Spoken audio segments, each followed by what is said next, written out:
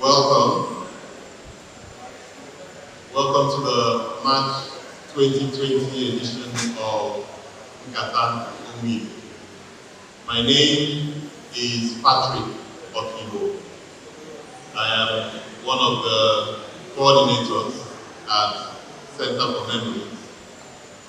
You see a lot of me tonight, but permit me to invite the chairman of Enugu Sports Club, our host, to formally welcome everyone.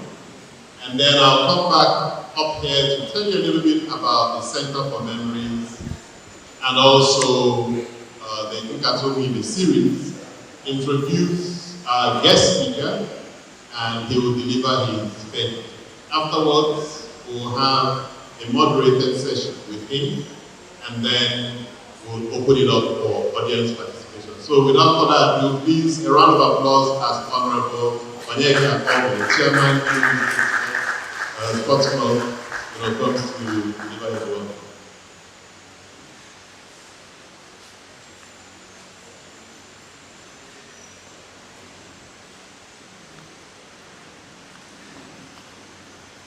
Good evening, ladies and gentlemen. Welcome to this month's NKATA Ijelu. NKATA Ijelu, as all known, is a monthly speaker series between Center for Memory in partnership with Enugu Sports Club and Obodo region. So today's one is a very special one because we have a speaker who is one of us. Before we go on, permit me to welcome one or two people in our list here.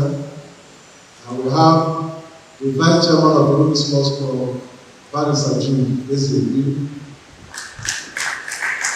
And also, the Media Secretary of the club also is here with us, Ijelu. Dr. Laz, the Sports Secretary of the Enugu Sports Club. Also, we have in our list the owners of the club. I call them the landlords of the club. Professor Aquila is a trustee of the Enugu Sports Club. He is the former Vice Chancellor of the University of Nigeria and Soccer. Also in our list is Chief Peace Ijelu. He is also a trustee of the Enugu Sports Club. We have the former chairman of the Enugu Sports Club, Barrister Omar and the wife. Professor Paul Okonkwo and the wife, Dr. Mrs. Rina Okonkwo, you are welcome. Professor Azoka Dike and Dr. Mrs. Gere Dike, you are welcome also. Regina Uyebuchi, you recognize your presence. Please, all of us, very highly welcome to this program. You cannot call your name, please permit me. Every one of us is highly important. The press, the member of the Center for Memories, the Obodo leaders, everyone, you are welcome. Today's talk is very special, and I'm happy to be here also to hear this word because the speaker of today is our own brand. Our own, the former chairman of the Enugu Sports Club, ETIABA. ETIABA handed over to me.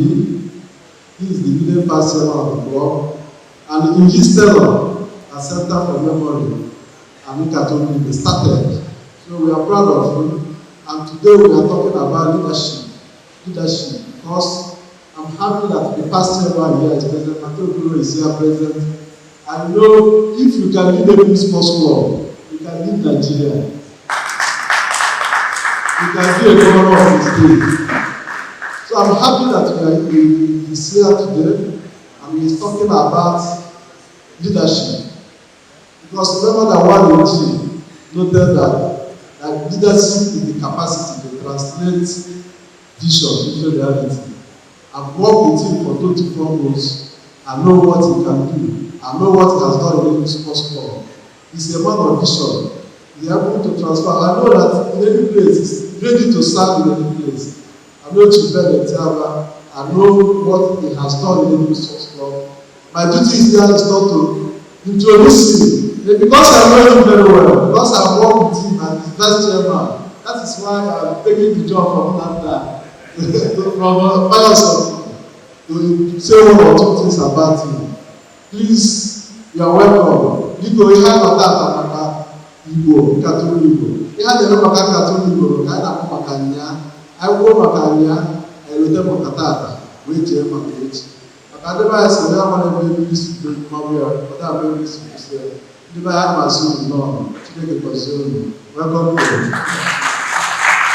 Another round of applause for the chairman. Okay, I have a few things to go through, so permit me about 5 minutes to quickly zip through all of them. First of all, Center for Memories was started about 2 years ago. The idea is to create a place, a repository of Igbo knowledge, Igbo cultures, traditions, etc. We have the center, a physical location, on number 2 Obodo Street, up Umoji, in Independence Day. Every year, we put together maybe about 4 or 5 exhibitions. We currently have an exhibition that's running now. It's titled Ozemena. It's on the Civil War. We also recently put together a documentary marking the 50th anniversary of the end of the war. If you haven't seen it, you're missing something. We've shown it here in Enugu. We're going to come back again and show it in Enugu. Sometime next week, we're showing it in University of Nigeria, Nsukka. On the 9th, it's going to show in Oka, in Aba, a few days later, and so on. I think it's a very powerful documentary that everyone should try to see. It's the first time many of the people who were videoed or filmed have spoken about the war. This is a program we consider to be very important for obvious reasons. One of the initiatives we have is NKATA, which we are having today.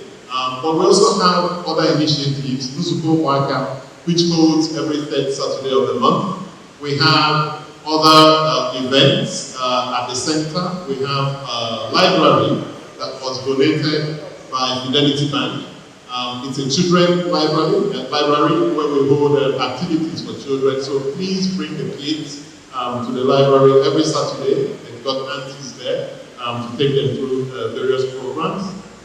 We're really excited to announce that we've recruited a director for the center. He's here. Ijelu. Actually, yeah. Please a round of applause for him. He's got over 15 years experience working in the social and development space. He's worked for a number of leading foundations in Lagos and in Calabar. I've known him for quite a while because he worked with Professor Patrick Thomas at the Center for Values and Leadership for many years. He's very seasoned and we're extremely glad to have been able to convince him to join us. And so please give him all the support he needs to be successful. We've also handed out some sheets of paper seeking your support, because everything we do at the center is self-funded and with support from different people. So if you take a look at the papers that you must have received, if you feel motivated enough, please support us. Any amount of money helps a lot. 1 naira, 10 naira, but we hope you don't give us 1 naira or 10 naira. We need that more than that. But we really need the support to continue the work at the center. At this point, let me speak a little bit about NKATA. When we started the center back in 2017, a few months later, the board sat and thought that it would be important to have an event like this, where we'll bring distinguished speakers to speak to Levi on topical issues. The first person I think I discussed it with is Chief Chike Madeke, Chairman Urban Radio. And as I discussed with him, he invited MF Ijelu, and we quickly had a strategy session And I told them that really we can go to any hotel and host this event. But I wanted it to be in an institution with a bit of history. And we all agreed that the place it should be is in Enugu Sports Club. And we called ETIABA, who was chairman of the club. He wasn't around, so we couldn't meet with him. But as Providence would have it, we met in Abuja a few weeks later, and we spoke about it. Why was Enugu Sports Club even one of the options? If we had had this conversation 2 years prior, Enugu Sports Club maybe would not be under consideration, but it was, because ETIABA, who is going to talk to us today about servant leadership, had spent some time as chairman of the club and brought significant transformation to the club.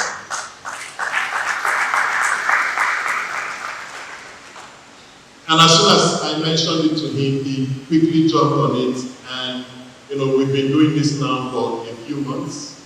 We've had all kinds of speakers here, professors, okay, debate, we've had, what's his name, the President General of Ahanese, Obodo. We've had Ijelu, Chiku Nigwe, and so on and so forth. Today we're here to listen to ETIABA, and I think it's apt. The topic we've also, he's also selected is very apt, because it speaks to the core essence of him. It speaks to his core essence. I can tell you everything he's done in his life, but I don't think those are important. What I find most important about him is the passion that he brings to every opportunity he's had to lead, which we see even here in Enugu Sports Club. But because traditionally I should tell you that ETIABA is Ifenia Newi, born in September. Always look out for people born in September. There's something special about us. Born in September, he's a fellow of the Institute of Chartered Accountants of Nigeria. He's a member of the Financial Reporting Council of Nigeria. He's a principal partner of ETIABA & Co. Chartered Accountants, Chairman Gallery Publishers Limited, Chairman Aquila Capital Limited, Chairman Aquila Hotels Limited, Chairman Institute of Chartered Accountants of Nigeria, United Kingdom District from 2002 to 2004, Chairman the London Group 2005 to 2007, and so on and so forth. It goes on and on. I can't take too much time. Chairman Breast Without Sports Cancer Trust Fund since 2017 today. Please, a round of applause as I welcome my elder brother, Chief ETIABA Ijelu.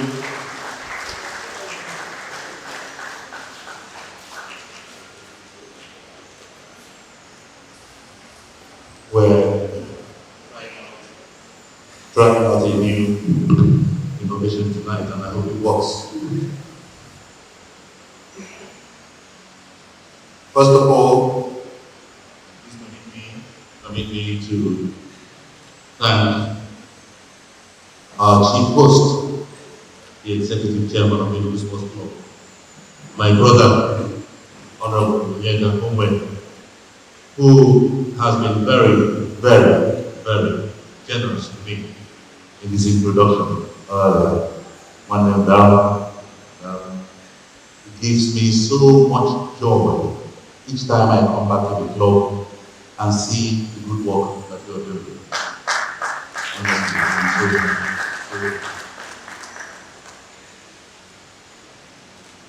The chairman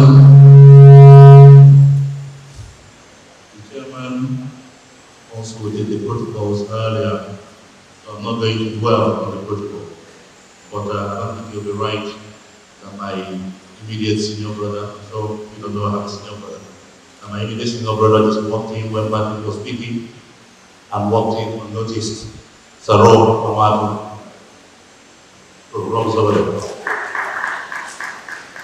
One day will be wrong. Welcome to the March 2020 edition of NKATA Obibe.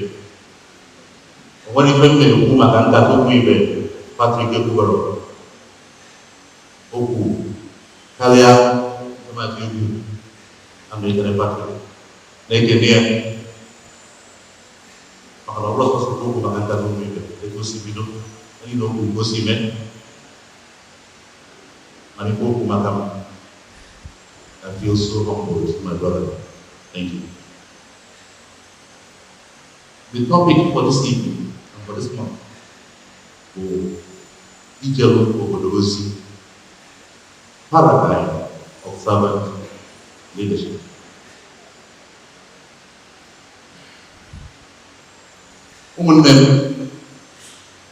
I am very appreciative of being asked by the organizers of NKATA on behalf of the leadership of the Center for Memories to speak this evening on the very apt topic of Ijelu Obodo paradigm of servant leadership.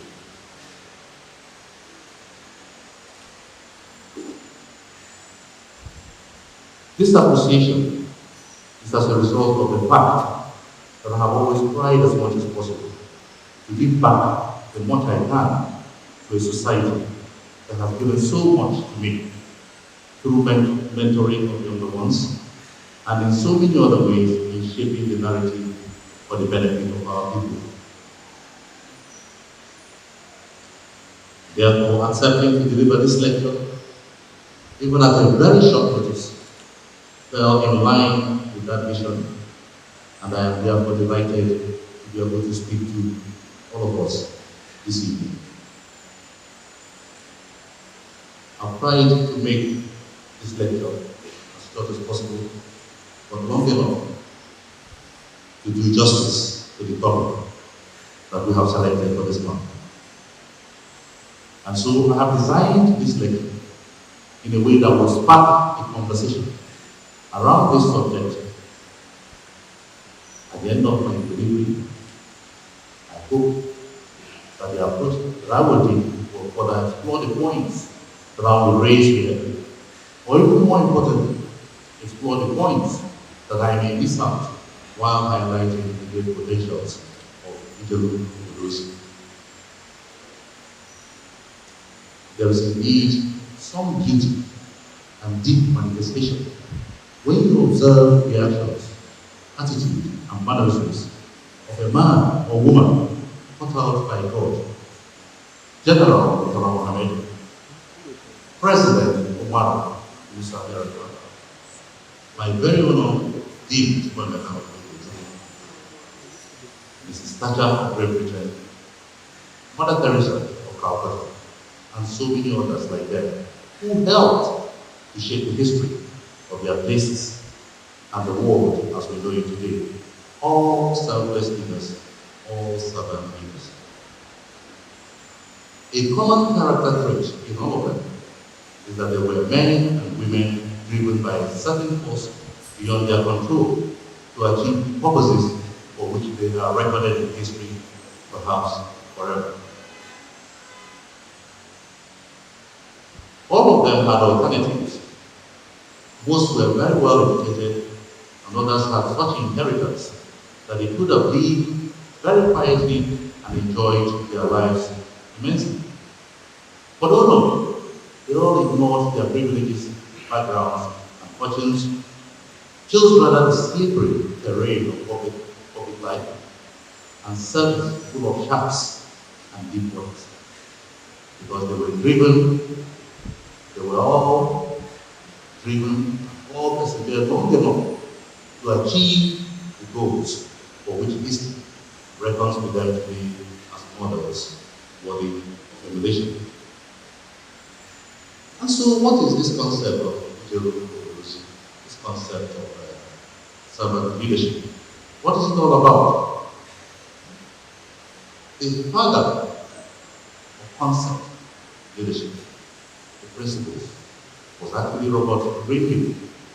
He was born in 1904 and died in 1990. He was born in Indiana, in the United States of America. Robert Greenfield was known as the articulator of the ideas behind the concept of servant leadership. In his seminal essay, The Servant Leader, published in 1917, he proposed that the best leaders were servants of the people first, and that the key tools for a servant leader included listening, persuasion, access to intuition and foresight, use of language, and pragmatic measurement of outcomes. Green was also the founder of Greenwich Center for Servant Leadership. And according to him, there are 10 known principles of servant leadership. These are: 1, listening, communication, which is a two-way process, but listen more, talk less, and act on information received. 2, empathy, deeply understand and empathize with others. The third principle being healing.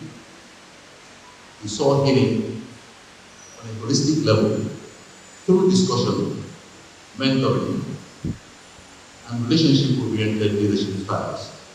The fourth, awareness of yourself and others, understanding the strengths, weaknesses, and areas for development and support. Fifth one would be principle persuasion, reliance on persuasion and cooperation rather than authority and delegation, ability to convince others instead of coercing them into compliance.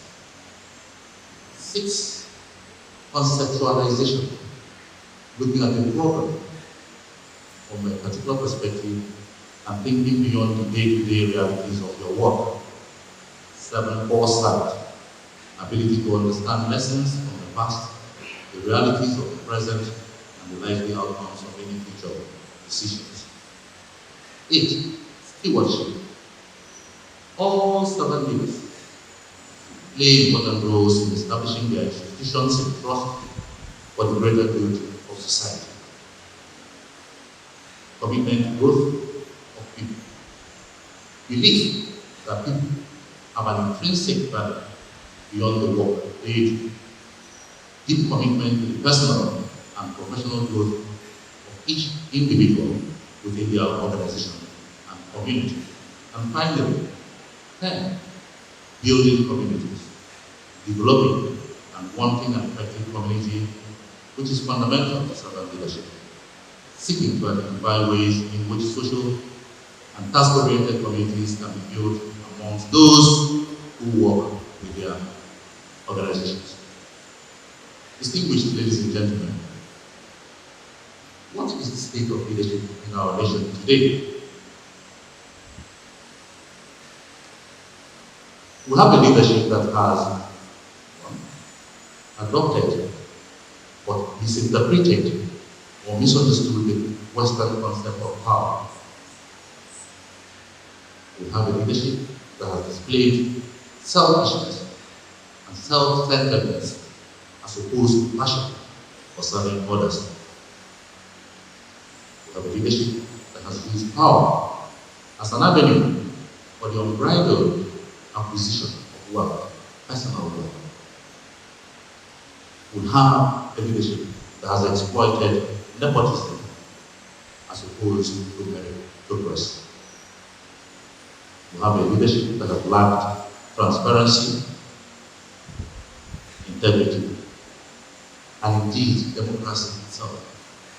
Finally, we have seen injustice and violence as a means of attaining and retaining power in Nigeria.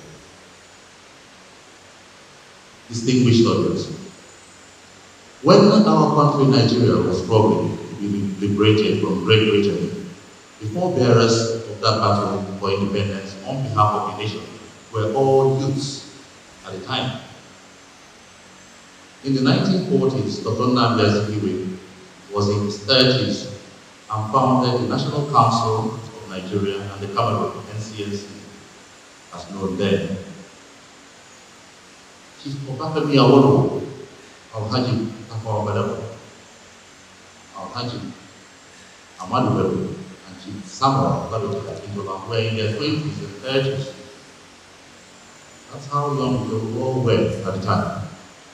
Today, however, we have all watched helplessly as our future is being mortgaged by today's leaders, who are so selfish that they are not only stealing what does not belong to them, but also, unfortunately, stealing what they and their future generations will never need.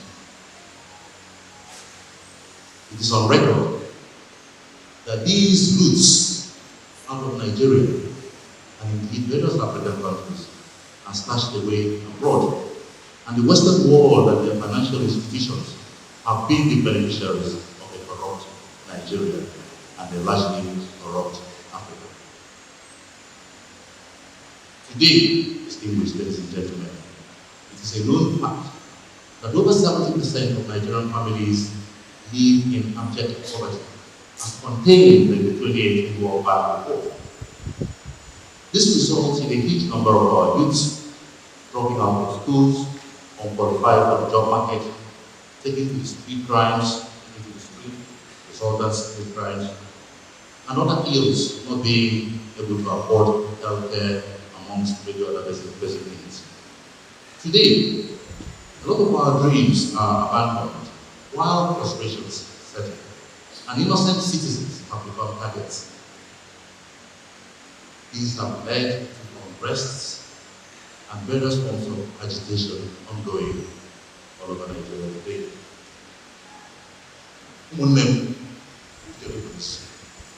Why do we need Southwest leaders more than ever today in Nigeria? Southwest leaders have always built and relied on great institutions. The greatness of a nation is realized through the effectiveness of its institutions. It is not proclaimed or asserted by how well the building blocks of the nation, as represented by its institutions, are able to effectively function, maintain and improve on their respective mandates. A number of political leaders today are given to claiming the current federal structure for the state of our nation, our national rules.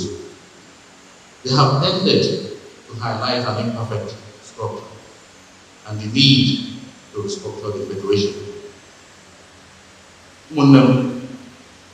I am personally of the view that our leaders have never made the best use of the structure as it is today. To take advantage of this for the benefit of the people they lead. That said, I do understand the need for a new structure for our federation, but I will ask you, will a new federal structure as proposed solve our nation building issues? Will that new structure give us selfless leaders? Ijelu Nigeria was. I very much doubt it. For as long as we have a crop of selfless, a crop of selfish, not selfless, selfish leaders who seem uninterested in the land, but only interested in themselves and their families. However perfect the structure, the political structure is in Nigeria, we will never actualize our potentials. Not about the structure, it's about our leadership. We need servant leaders, pure and simple. Ijelu. In Nigeria today, our leaders come into office not as a result of having anything to offer the people, but simply as a result of having the right connections. Those with the right leadership skills and great visions are frozen out and shown in this room. Many of you here will know what to make of any environment you've been elected to lead, but you'll never have that chance, you'll never be given that chance. We have indeed all but given up on getting the right kind of leadership. We are unable to hold our leaders to account. Indeed, we have neither a benchmark for them nor expectations of them. Had the reverse been the case, we would be expecting them to deliver far superior performance in office as servants of the people. Servant leaders, Ijelu are assertive, distinguished ladies and gentlemen. They are confident. but never arrogant. Never arrogant.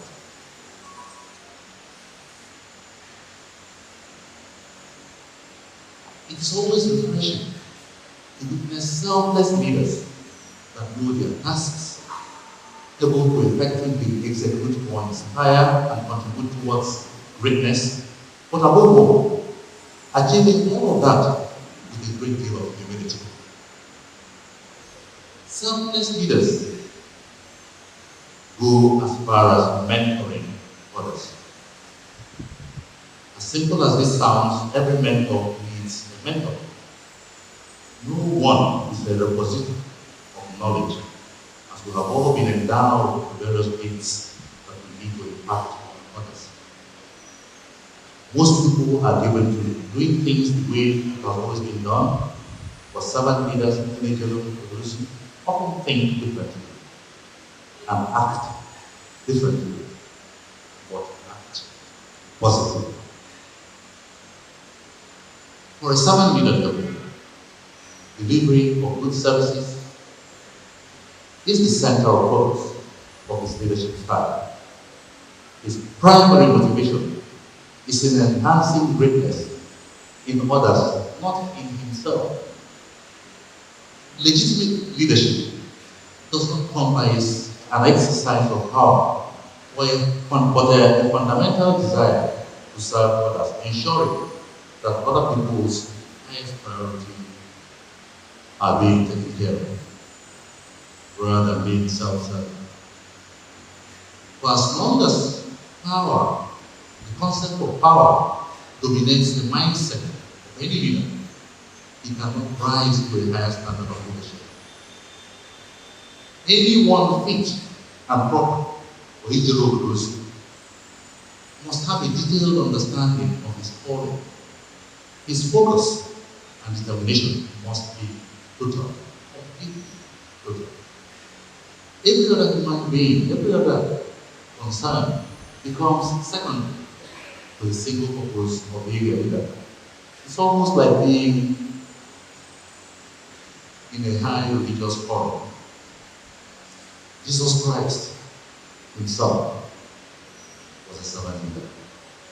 He demonstrated his principles that whoever wants to be great should be the servant of all.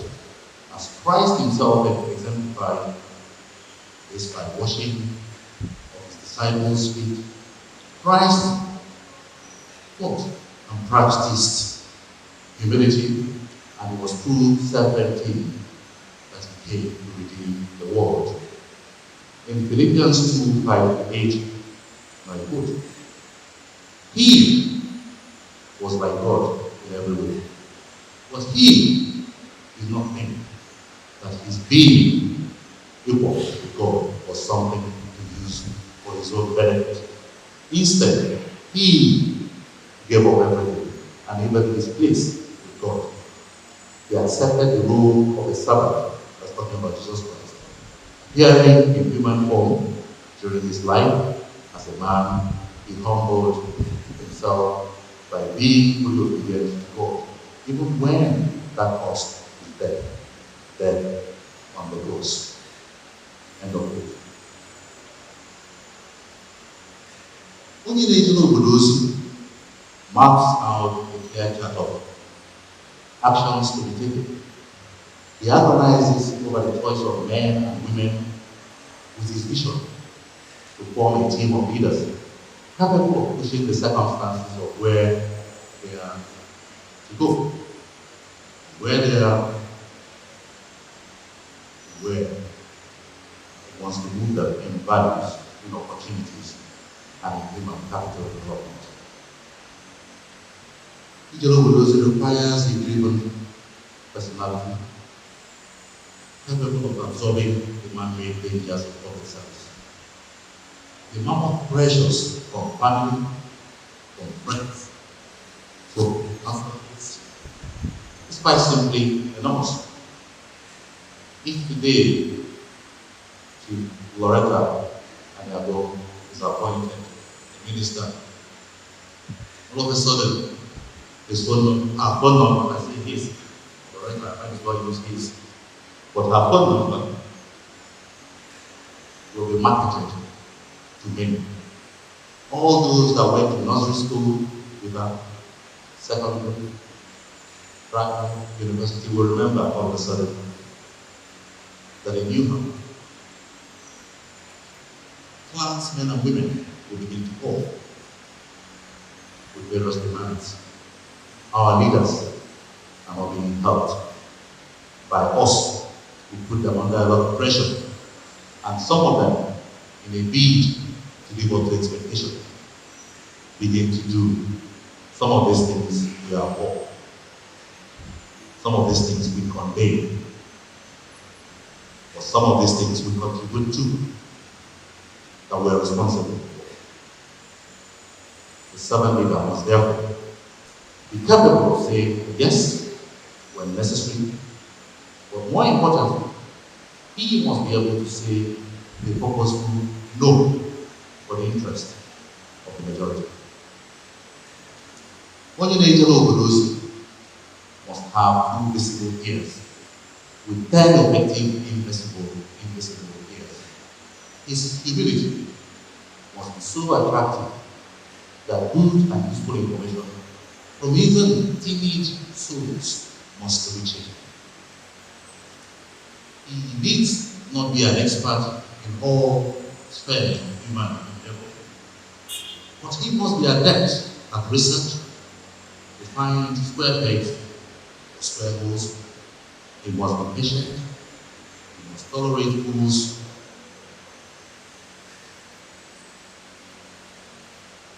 For every fool is a child of God, and may be a fool to you, but a genius after all. Anyone interested in Ijelu Obodo must therefore have ample physical energy.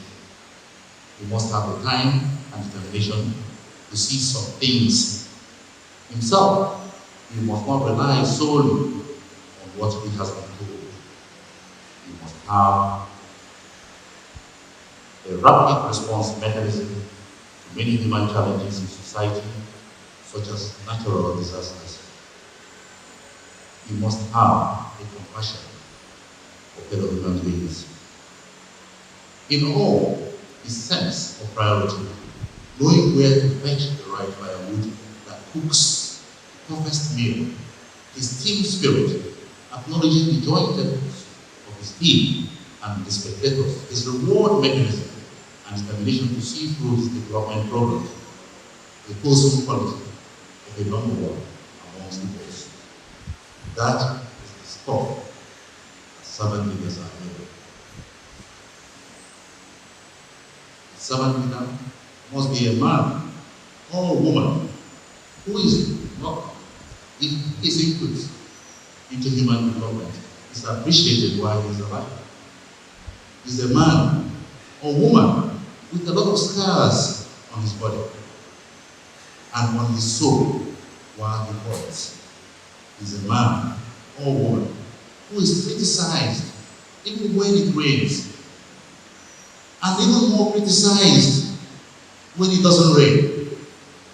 Is a man or woman with no private life. He or she is therefore for all, for rarely, all of them, and them, for them.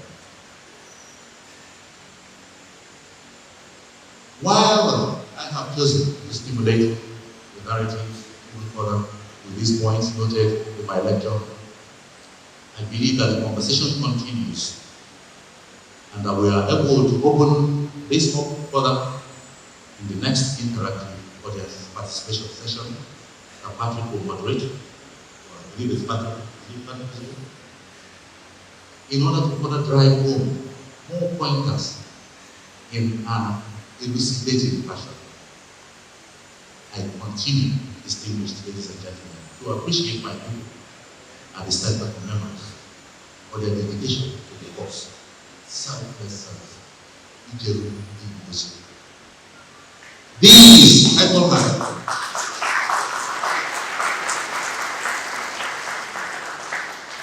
public, Nana, and the rest of the time. And of course, the moderator like you heard earlier was Kevin. These intangible wins can never be underestimated, especially by the standing crowd. And I personally, very ETIABA, will continue to support the work of the center. Just as I ask all of us here to support this altruistic effort for the good of our people. Munem, distinguished ladies and gentlemen, the servant leader is the dream of every progressive society. To find him or her is a task that must be done. With God, all things are possible. I thank you immensely for listening to me. For it is my fervent belief that this lecture, as badly structured as it is, will serve to further stimulate the debate on the importance of the daily relation.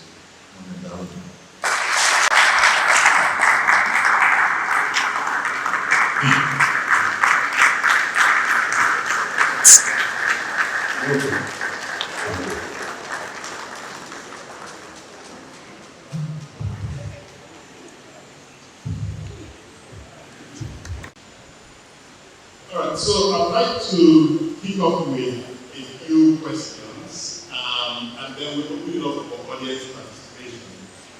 There's something that continues to, that I can't find an answer to.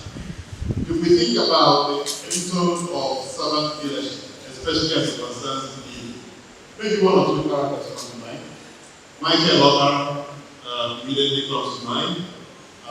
In the academia, will be a close second. But what I don't know is, did they become servant leaders because of the time they live in and the circumstance of the period of their leadership, which one might argue could be considerably different from the time we live in now, or maybe it's still the same, or can you find it buried in their character? So really it's a question about, is it the character of the individual or the circumstances of their existence that then leads to servant leadership? Thank you, Patrick. I obviously never saw Aquila or ETIABA perform. I was quite young at the time. But there were leaders in my lifetime. I was quite young.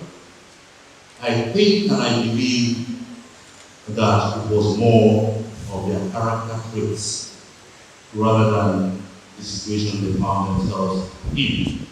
Of course, at that time, leaders were selected in a different group. It was not a case of impunity, as it is today, where thuggery holds sway. Leaders with brave matters, leaders of unrivaled integrity offered themselves for service. I think I'll tell you this today. In my speech, which maybe lasted longer than I would wish, I mentioned your name or your set up of interest as the sort of young person my generation that I appreciate. But I'm sure that if you're asked to throw your heart into the ring and contest for an elected position in Anambra State, for instance, be it Senate, be it House of Reps, be it Governor, or even the House of Assembly Chairman, your job is too small for a leader. Who want to attempt to venture into that study? Because that space is now occupied by a lot of folks who are there to terrorize you and I, and who are there to ensure that we're screened out and the good people are left out. But can I say this to you? Hey, On that we will another. On what the girl this year they were war and a woman. For how long can we continue running away? And for how long can we continue complaining that things are going wrong because we vacated the space for the wrong people to occupy? And I'm trying to choose my words advisedly. So, to answer, go back to your question, it was more of the character traits, but the system was programmed in a way to produce the best leaders at the time. Thank you. Okay, so it will be challenging, but because I'm not the one who will give you the lecture, I'm not compelled to provide an answer to that. If we again talk about the political process, and my answer to that would be actually that we do not always need elected office to provide leadership. You can do it without being in an elected office, but that's beside the point. But being that politics tends to influence our lives in many ways, who is to blame for a lack of certain leaders emerged in the political process? Is it this small, roughly defined group of political godfathers, or is the blame to us, the electorate, because we enable this process? Yeah? And what I mean by enabling is, we end up voting or not voting. We end up lauding these characters even when they deliver nothing. We do not take any challenge to them. So, aren't we the ones to blame beyond the small political? Okay, you have asked me a leading question, because in getting across the question, you also answered that question. We are today, all of us, we are blamed because we have refused to fight. We have allowed these guys to trample all over us. We have lost so much self-confidence that we don't even believe that we can fight back, or that we can go head to head with them. Let me tell you this, let me be a part of the electoral process in another state I'm aware,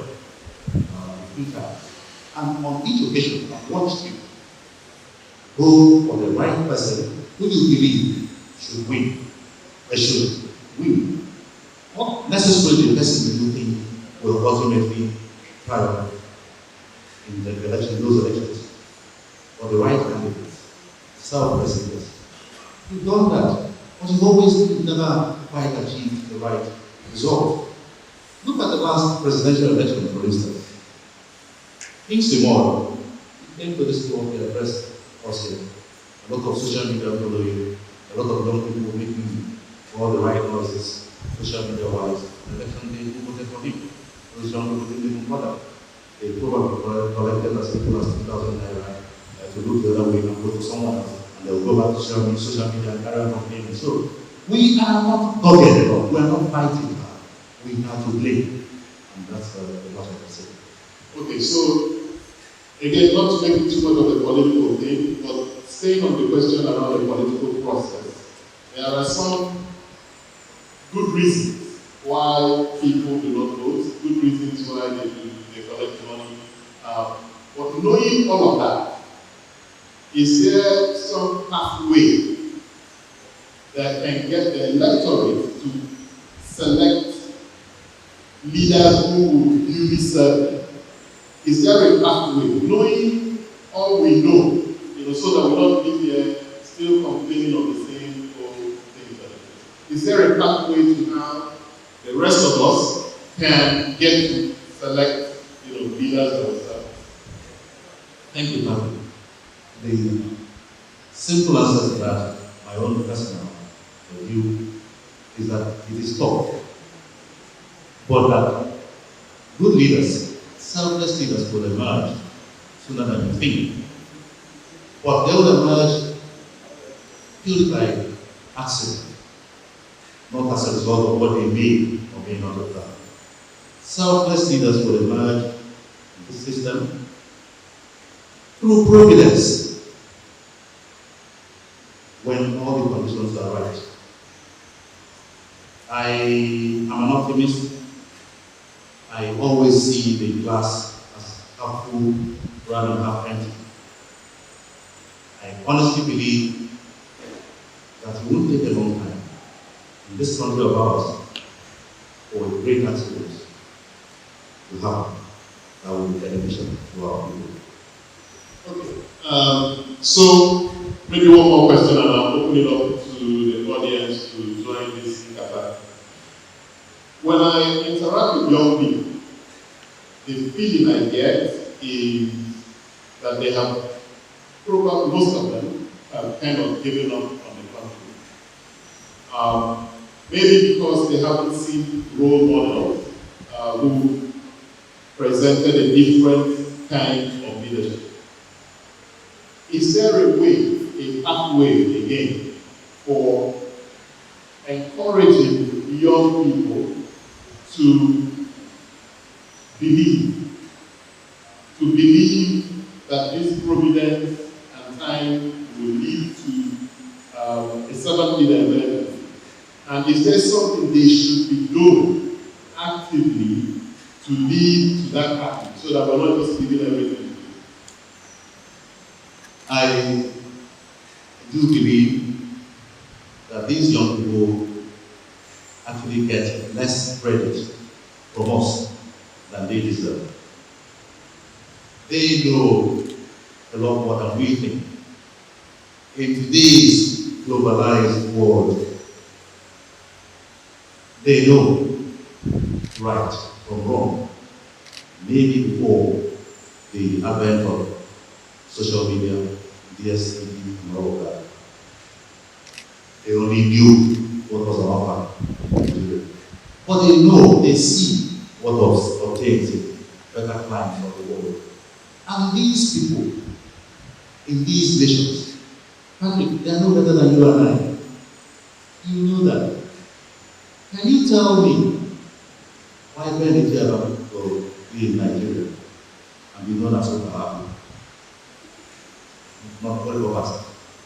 But the same Ben ETIABA will go to England, go toe to toe, head to head with the indigenous, the English, and do better than them.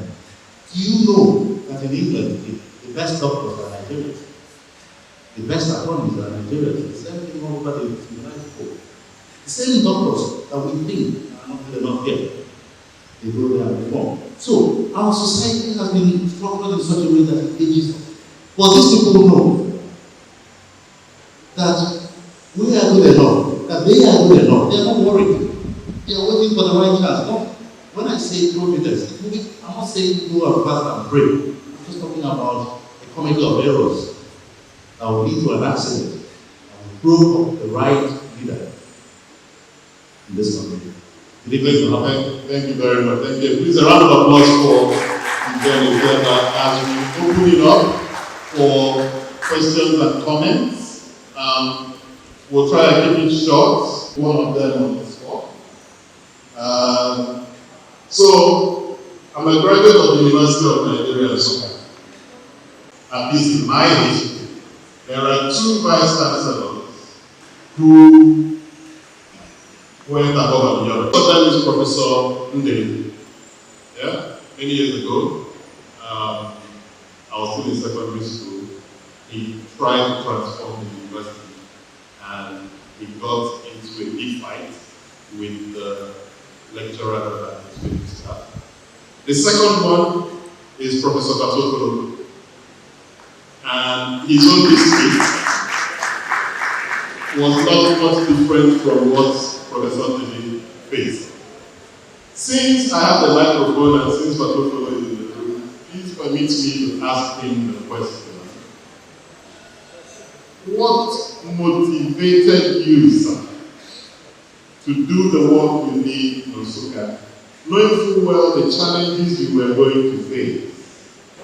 What still motivated you to deliver what you delivered? I'm sorry to put you on the spot. Good Good evening, ladies and gentlemen. I would like to start by thanking Patrick and his team at Obodo for creating this forum and for trying to build a repository of knowledge for Igbo people, particularly young people. And just like a couple of people have said today, the topic of today is very apt. Servant leadership. Servant leadership is what we used to have in Igbo. I still remember when I was young, because it was a norm, it wasn't a topic. Every person that had an opportunity to give, to serve, saw it as a privilege. And once you see it as a privilege, you try to do the best you can. You mentioned Michael and Obodo. You didn't mention what made him a servant leader. If you look at the economy of the Southeast or the whole Eastern Aquila, it was the Michael and Obodo that built a lot of young people who were able to go to school. At that time, it was seen and it's seen. And until this man died, he didn't have a home. He's living in the village. It was the people that contributed money to go and build a house when the real person has gone. But it was something before he died. And that is servant leadership. Leadership is not only at the chief executive level. Leadership is at all levels. Once you are able to appreciate that you have an opportunity to serve, it is a privilege. Values is the center point. That is the center of servant service and good service and leadership. You mentioned Aquila. Can you install what the Easterners were subjected by Ijelu, and saw that Britain was the other kingdom was supporting a bad cause to humiliate and allow a section of the community to assign job. And he said, Aquila was given a national award of the MBE. He said, I cannot go to your national award. I hold you as a commission. While you are supporting me. So please hold it with all the privileges. That is leadership, that is servant leadership. So it's at all levels. There are a couple of other levels. Most people, not only Christians, that have done this sort of thing. Chinua Achebe was given an honorary degree, national award for the private international award. And he said, no, I do not think that this country is being run properly. Leadership is wrong. People are suffering. People are not doing the right thing. And they are not the part of it by receiving their money. That is servant leadership. Because it becomes automatically a role model to tell the people that doing something that is wrong. So, come to your question. It's difficult to answer that question when it is personal. So, but I know that leadership is a matter of country. It's a matter of value. Some people are happy when they have money and not pocket. Some people are happy when they see other people's money. So it depends on what you believe. If your conscience tells you that This is the correct way to do. You follow your conscience, you good conscience. That is good leadership, that is servanthood. The bottom of all these things we are talking about is value. It is not time. The value system has changed so much. And the only way we have been able to change the past is that we need to train the younger ones to identify the correct value. That money is not much, it doesn't mean so much. But your name, your pedigree is much more important than money. Thank you very much. Mr. Taylor, some issues I want you to just put a little light on it, and that is the interest, personal interest and public interest while being a leader. Some certain period of little interest between the leader personal interest and that of public interest. And you look at in today's leadership or rulership, that's what we have here, most of them have personal interest more than public interest. And that's what is degrading the value of this country. Secondly, as a businessman, how can business organization look at public interest, bearing in mind that the most objective of every business is profit maximization, or what we call maximum return on investment. So, how can a real businessman look at the interest of the public while at the same time following the progress of the business? Thank you. Thank you. My name is Ijelu. Chief ETIABA, in your presentation, you argued that you don't believe that a restructured Nigeria is a way out of our leadership crisis today. But then sometime in May 2018, I think May 21 precisely, they organized a Ijelu. They had a summit in Anambra State.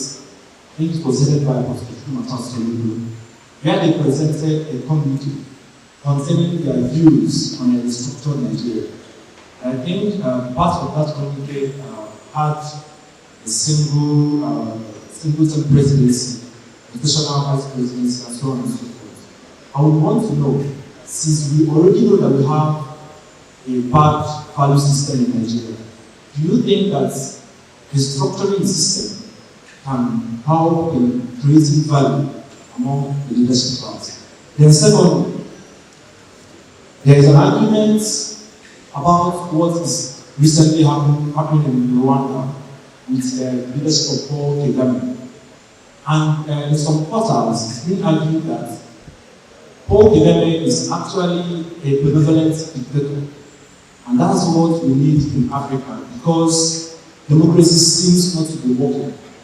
Do you think we should be angling for a benevolent dictator and how salvage our leadership crisis? Thank you. Please permit me to start with the last set of questions first. Restructuring. Is it going to change anything? I argued in my paper that it will not. It will merely restructure the methods of looting. It will restructure the number of years or terms of office that they'll have access to public treasury. To me, I lived in the UK, for instance, for 27 years. If you're familiar with the UK, you will know that it's a country that does not have a written constitution, not one line, no constitution. Nobody knows this. They rely on precedents, on court judgments. There is no constitution, and yet the system works perfectly. No constitution ever deals or solves any problem. It is always all down to the leaders. For as long as we are turning out selfish leaders, it doesn't matter what the constitution says, what the structure says. And in fact, I spoke with Chief John Obodo earlier this morning, and he promised to be here. And it was important to me that he was here, because I knew he was going to deal with touch aspects of what he did in Oka. But in him not being here by now, maybe he got too tired because he's doing from Abuja this afternoon. I don't believe that restructuring is the magic wand to our problems in Panacea. Let me tell you this. Is it restructuring or lack of it that makes it difficult for our leaders to clear the garbage on the streets? Is it restructuring that makes it difficult in some states for salaries to be paid? Is it the federal government that tells the states not to do their roads or patch up potholes? I'm not holding out the people on the same bunch of leaders telling us that they want to restructure so that we can do better. Secondly, we talked about Rwanda and a benevolent dictatorship. What Africa needs, it has been mentioned several, isn't strong leaders. Again, in my paper, I mentioned it. But strong institutions run by selfless leaders, servant leaders.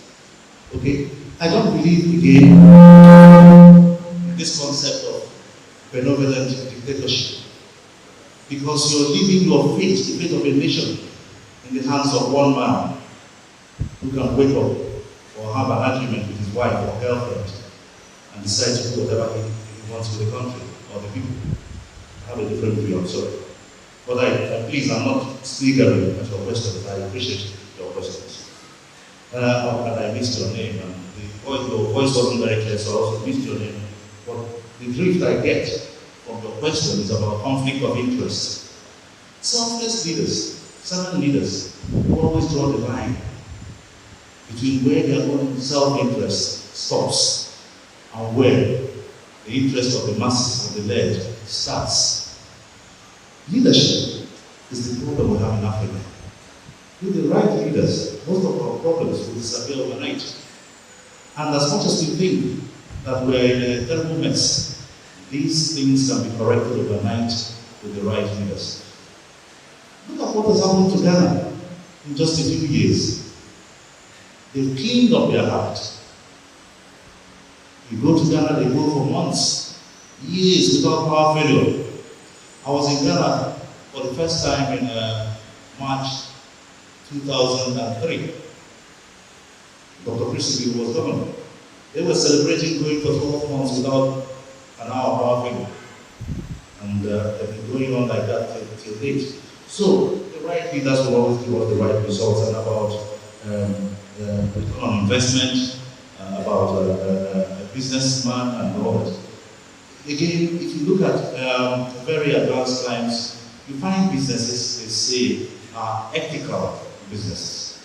These are businesses run the right way, run by the right people, run not to rip people off.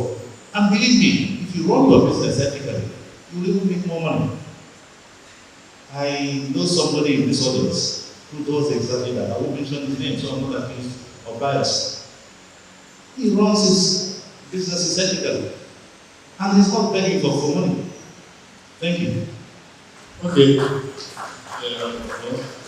Can I pose a question to the audience? And anyone can answer. Given that we cannot manufacture these selfless servant leaders, and given that we do not have enough time to wait for them for providence and fasting and prayer to yield these people, what else can we do? Are there things that we can do with the rules of the game, with institutions, etc., that can force people down the right path? And what I'm thinking here is, if there was no concept of heaven and hell, I am not sure I will be a terribly good person, because I have some errant character. So it's that concept of heaven and hell that tries to put you on the straight and narrow. Are there some of those things that can help us create this leadership that will become selfless. Anyone in the audience who, okay, I see 2 hands at the back. Ijelu. My name is Ijelu. As you were talking about servant leaders, there are 2 things to mind: Malcolm Gladwell's David and Goliath. So in this context, servant leaders in Nigeria, David, and then Goliath are the selfish leaders. And I recommend everyone who wants to be a servant leader should read David and Goliath. So what we should do for servant leaders and young people who want to become servant leaders is, for example, I'll just tell a bit of the story from the book. So when Martin Luther King and some of his core team members were fighting for black rights, one of his major allies, so they had the strategy, and so the strategy was to capture a very intense picture that they could send out to the media and cause a revolution. And I can't remember the allies' name. So what they did was that during the protest, there was a dog, there was a police dog that almost beat a young boy, and they got the picture and put it out on the newspapers, and it caused a revolution worldwide. So what I am saying in essence is that we should stop, painting the perfect picture of being a servant leader in the sense that you have to be good in all your strategies, and it sounds good. Because if you have to fight the selfish leaders, we have to look at the strategies and look at ways to maneuver and outturn what they're doing to get into power and to lead right. So I think that's my. Thank you. I want to talk about, Professor Okolo talked about conscience. Nigerian citizens, mostly today, have no conscience. The political leaders have no conscience. The administrative leaders have lost conscience. Regrettably, the ecclesiastical leaders in church and the mosque have lost conscience, most of them. So, an author once said that the young people are like mirrors. They imitate what they see. What our young people are seeing, now what are they seeing? They are seeing nasty examples from the older generation. Therefore, we have lost our moral compass. Where will the young people learn from? They have nowhere to learn from because there's no moral compass. We mentioned people like Azikiwe, Michael Okpara, and the rest. That the ethos of morality from even the traditional institution was very, very strong. So they learned values, they learned custom, they learned respect, they learned selflessness. And Ijelu knows that was why they did what they did. But cascading to this generation has lost 2 generations to that generation. The immediate generation after the Michael Okpara and the Akpara and the Co. regrettably, are the ones that enjoy that moral compass and then destroy it. So they have nothing to transmit to the next generation. So the next generation is groping in the dark, looking for opportunities. Therefore, to your question, we need to evolve a moral ethos for the country. If you don't have moral ethos, you don't have a moral compass that will direct young people, then the young people will not have conscience. And our country will be worse for it. Thank you. Thank you very much. Thank you. Good evening, everybody. First of all, I thank Chief Bennett and Ijelu for the lecture this evening. I learned a lot, and I believe all of us learned 1 or 2 things. My only point, and a little trying to offer an answer to the question you both is that at this stage we are now, the issue of conscience or hell or heaven or this or that is has filled the society. Because these things they are inside. What I propose as a person personally is that you should have data in this country. Once you know you will be caught, then you take your time. The whites are corrupt. I have dealt with them personally. They are corrupt. They are also wrong, like Africans. My father used to say in those days, in this logic, our own is that we bottle things in and it's inside and nobody knows. We all believe that when BVN was introduced in this country, it did reduce some financial fraud. We all agree that. If we have such things in other areas, if the minister knows that there's a camera just facing the seat, he will be on seat on time. And when this data knows, if I know that if I jump the red in the traffic, my car plate will be captured and the paper will be served in my house. But in this country, no proof of address, no proof of name, no link to your phone number, no link to your car, no link to anything. If you are opening an account to write an address anywhere. So the summary, so I don't take time, is that if you can narrow the data of each person, that once I put my finger down, everything I do will be traceable to me. Everybody will be careful. And that is the only way that servant leader will be discovered. The first comment is when I spoke earlier, I gave a date as to when I was in Ghana. It was not March 2003, it was March 2004. I need to get my dates right. But secondly, Patrick asked what we can do to manufacture these servant leaders.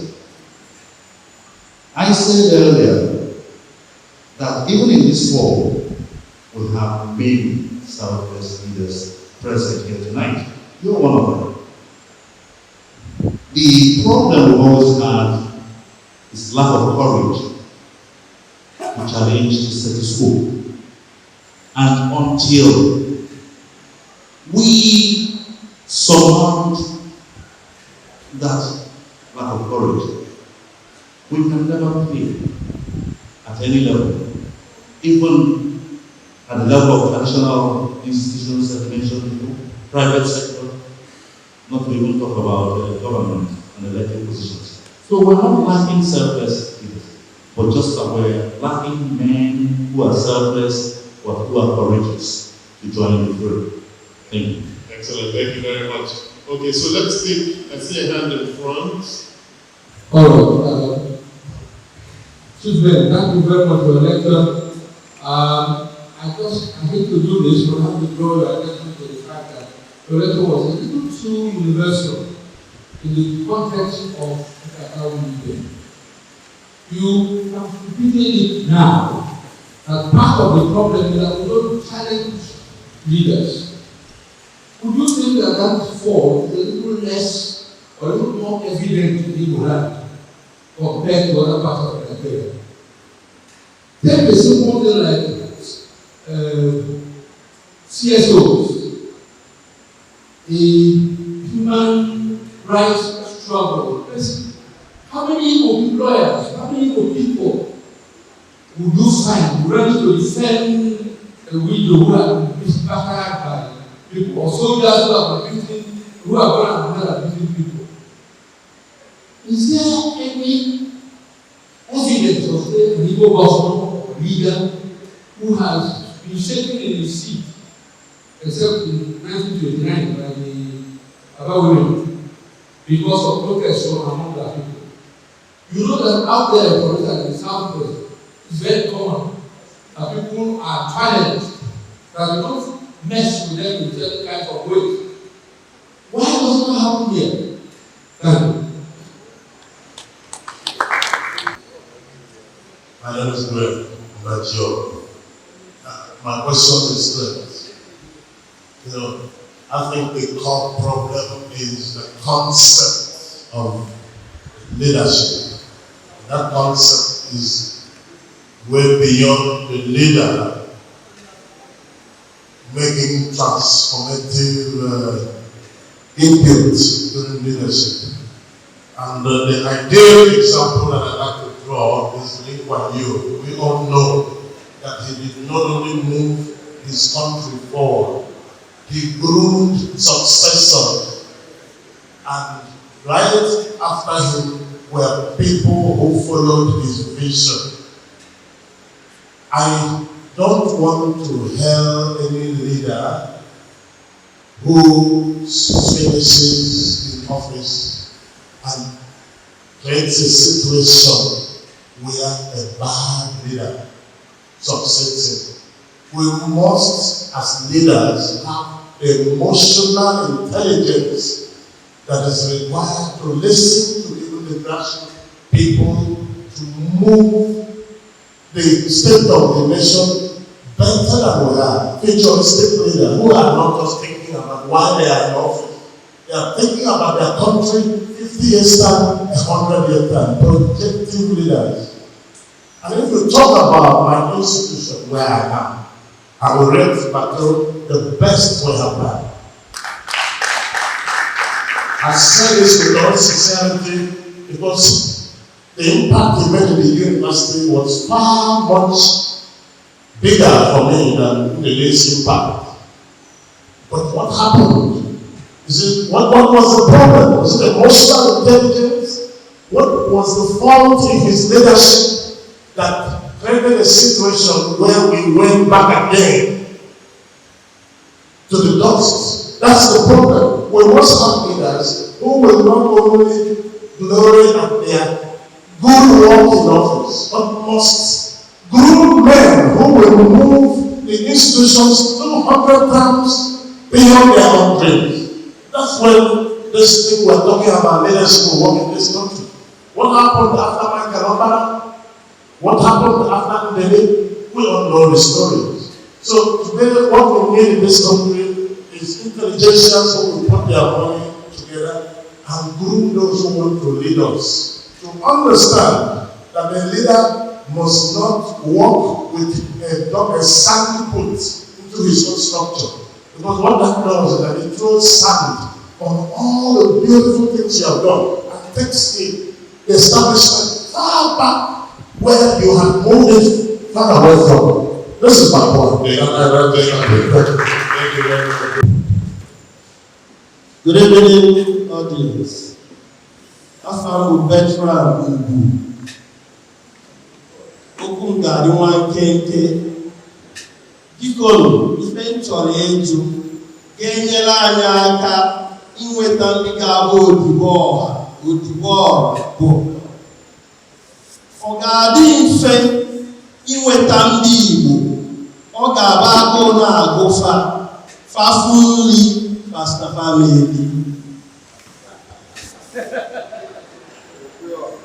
Ọ bụrụ na anyị ga-enweta ndị Igbo, ọ ga-aba agụụ na-agụfa. Fafu nri Pastor Family. Na amarụ na anyị ga-agawu n'iru. Mba kpefuru nri wee si n'ọma eli. Mgbe ọrụ oji nyefuru nri wee si n'ọma eli. Akaribia furu nri wee si n'ọma eli. Ọrụ na-aka mba kpefuru nri wee si n'ọma eli. Anyị nwere ike inweta ndị Igbo agụ ga na-agụ. Fafu nri Pastor Family. Anyị ga-agawu n'iru. Ke a ga-esi wee bụ ndị Igbo ahụ? The question a na-ajụzi bụ kedu ka a ga-esi chọba ya bụ ndị Igbo bụ na afụ nri n'ebe ezigbo agụụ na-afịapụ ha ọnụ ha si na ha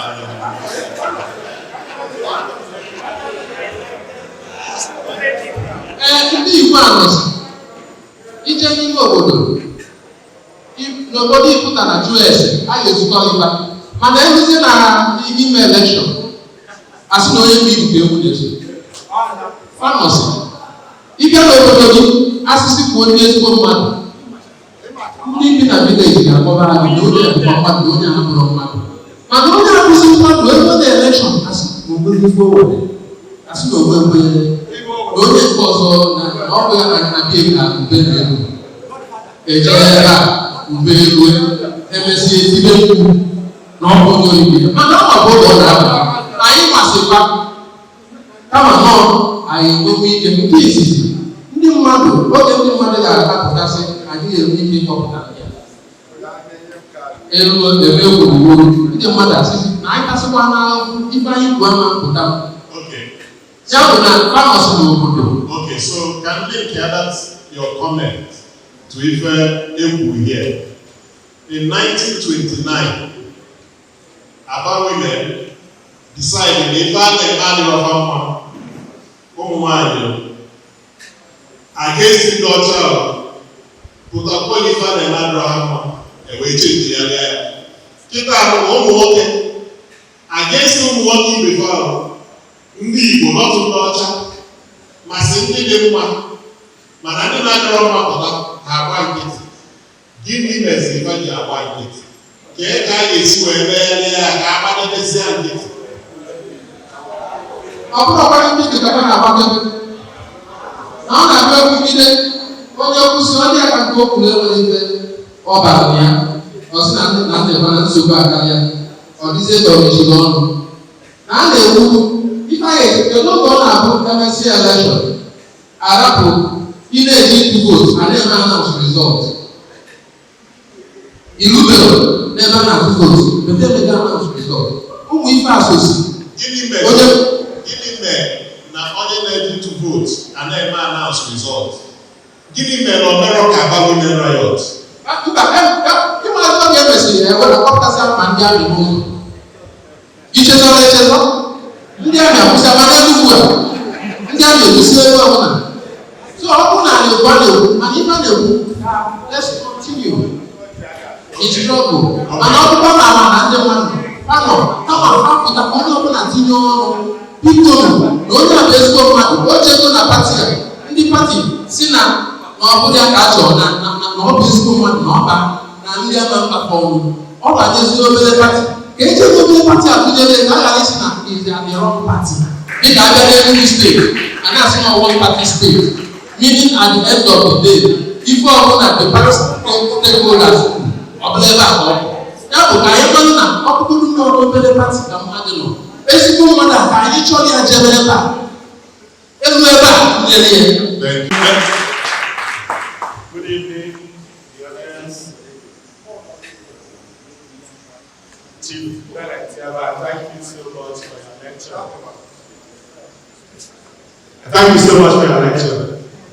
I will learn a lot. There's something you say that didn't really go down well with me, and I want to share my opinion. I don't know if I have to connect it with what they are saying, or just go straight to the point, but let me say it quickly. It will be very difficult for us to achieve what we want to achieve if we don't address the basic problem. The foundation is wrong. Nigeria can never work. You will always be one step forward, two steps backward if you do not restructure. One instance is, we are in a country, we are really different. We have different agenda. Certain part of the country want something different. Certain part of the country are probably interested in something different. Probably taking over your space and your business. When you have such difference in ideology, you can never grow. You can never. Take for an instance, some states in the north, during the election, have something like 1.something million voters cards collected, while common entrance 48. If you think about this, it will tell you exactly that we should do the same. And that on this we can never be Okay. There are too many things to even say about this. If you think now coming to corruption, getting the right leaders, the terms of office is too interesting that people see it as a do or die affair. Minimum wage of 30,000 cannot be anybody anywhere. And we are even debating on minimum wage of 30,000. How much do they collect in the house? How much do the government for the pension is? The actual thing is in the root and the structure, not the grammar we are speaking. We can keep speaking the grammar. There are basic things that if you don't change, nothing will change. Okay. So let's explore this restructuring question a little bit. Okay. Every state in Nigeria gets their subvention. Yeah. Right? Yeah. The federal government does not tell you what to do with your subvention. Yeah. The federal government does not stop you from increasing your tax collection to be able to increase your internally generated revenue Yeah. to fund your public infrastructure. Yeah. How will restructuring change that? Okay. If you have your master in Abuja, if you have politicians who listen to Abuja, that alone can change a whole lot of things. So that master in I can Abuja, tell you this. okay. Yeah. That master in Abuja can change a whole lot of things. If we are all together here as Igbos, now nobody's in Abuja, we are all here, we are facing each other, and we can square each other. We go work, everybody knows the same thing. Not when you are in Abuja, that's one aspect of it. That's one aspect of it. The second aspect of it is how come that you don't get a fair share of things anyway? Telling you that Abuja and the whole system of Nigeria is corrupt. It's still corrupting our own brothers. So the earlier we severe the relationship, at least by the time of restructuring, we start forming our own ideologies and way of life. So you can never form the ideologies of way of life when you still have people who think the other way around. How can you get Abacha's schools and share it with the poorest Nigerians? Then the next week you go to China to collect the You're mixing up a lot of issues. Yes, I wanted to stay on one issue. Okay. I wanted to stay on just one issue. Right. Yeah. The godfathers who determine the political outcome in the southeast states, are they from Abuja? If the source of power is from Abuja, I can influence the whole thing. I don't want to use some cases or in some of the states. Because Vin, Yeah. my brother, let me make a comment at the risk of being misrepresented. I'm not saying that the foundation is right. Structuring will not give us the solution that we're looking for. You've spoken about the imbalance in structure and how the whole thing is skewed towards the north. People, how has it helped the north? When was the last time you were up north? Have you seen any development up north? Despite all this so-called imbalance, we're being so emotive about this restructuring. Until we have the right leadership, Obodo, and so you can the same politicians now run roughshod over us. Under the structure you're praying to get, will even do worse. That's my point. Thank you. Thank you very much, Ben, for that motivating and inspiring speech. I think that there are two fundamental things about getting servant leaders. The leaders are responsible on one hand because in a democracy, there are two parts to the game. You have the people who are holding office, and you have those people that they are governing. If the people that are governing refuse to recognize and do what is right, the responsibility becomes part of the people that are governed. I think, unfortunately, in Nigeria, we've gotten to a point, particularly in the southeast, as Mr. Ijelu alluded to, that we have lost courage. Igbos are so terrified of positions, maybe because their livelihood would be affected, and they don't have the guts to tell anybody you're doing something wrong. I don't care how you restructure this country 10 times over. If you look at the whole of Nigeria, north, south, east, or west, the southeast is one of the most progressive parts of Nigeria. I go to the north, I give lectures in the north, the kind of poverty in the north you can't begin to imagine. So if indeed the problem is just about the way Nigeria is placed, why are they not doing so much better?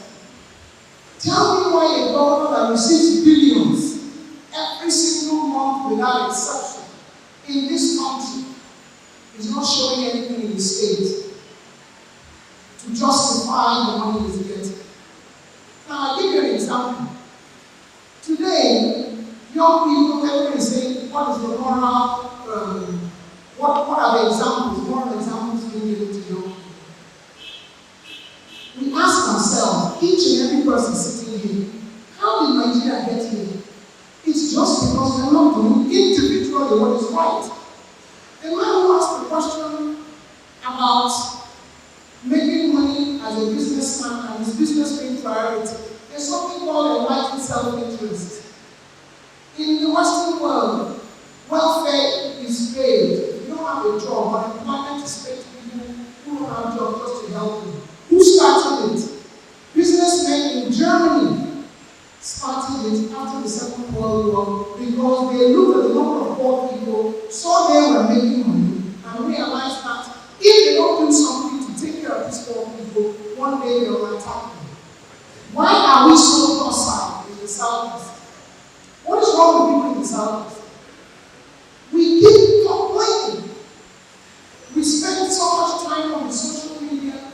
We think that if we change the structure the way Nigeria is, it's going to make a government spend the money. If we don't challenge these people, if we don't fight for what is our right, we're not going to get it. I was given an appointment recently by the federal government as a executive director of a firm, Federal Emergency Road Management Agency. I didn't take the appointment.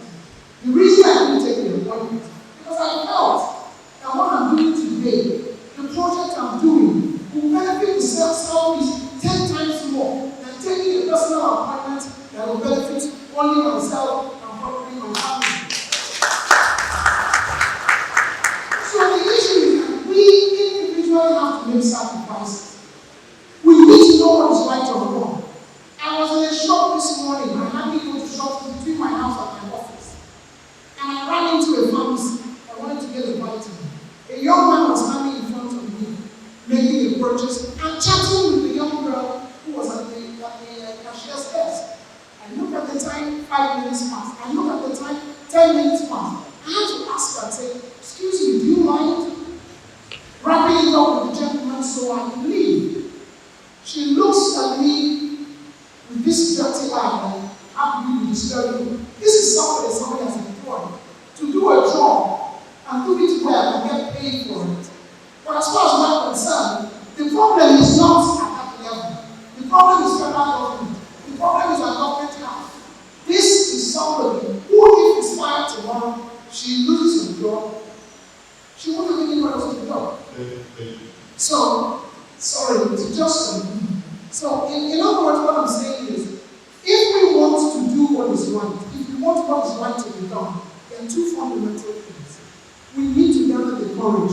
Those that ETIABA referred to, who know what to do and who are selfless people, but refuse to get into politics because we have chosen democracy, and that's the only way you can change society. So whether you stay away from it or not stay away from it, it's not going to change until serious people get involved to make a difference. Thank you. Also interesting that some of the debates we've been having concerns a position that Organizer has taken.